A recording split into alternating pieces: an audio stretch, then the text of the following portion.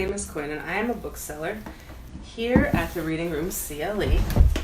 This is our proprietress, Cha-Cha, having her dinner. And today is the day that I noticed that my forsythias have bloomed, which means that it is finally spring. After forsythias come the lilacs. And I said to Cha-Cha, perhaps I will read When Lilacs Last in the Dooryard Bloomed. After all, it is National Poetry Month. And she said, no, you told me we would read The Snow Queen by Hans Christian Andersen. And I said, but that is a winter story. And she said, yes, it's the story that Frozen was inspired by. And I said, well, very loosely inspired. And she said, you promised. So today, Cha-Cha is in her Elsa cloak, and I'm going to read you the first chapter of The Snow Queen by Hans Christian Andersen.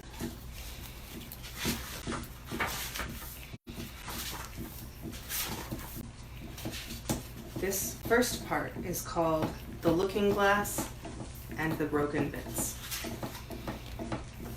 Now look out! We're going to begin.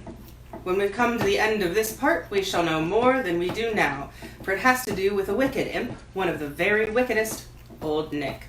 One day he was in excellent spirits because he had made a looking glass which had this about it, that everything good and beautiful that was reflected in it shrank up into almost nothing, whereas everything useless and ugly stood out worse than ever. In this glass, the loveliest scenery looked like boiled spinach, and even the nicest people became nasty, or stood on their heads and had no stomachs.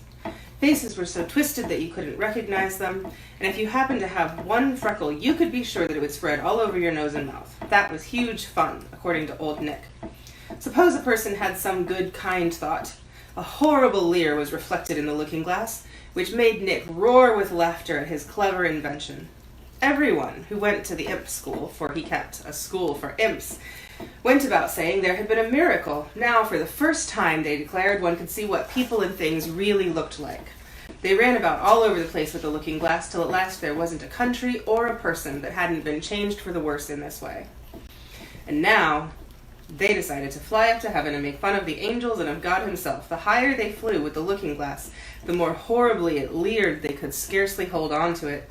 Up and up they went, nearer and nearer to God and the angels. All at once, the glass quivered so terribly from its grimace that it flew out of their hands and went crashing down to earth, where it burst into 100 million billion pieces, and even more than that. In fact, it now did much worse damage than before.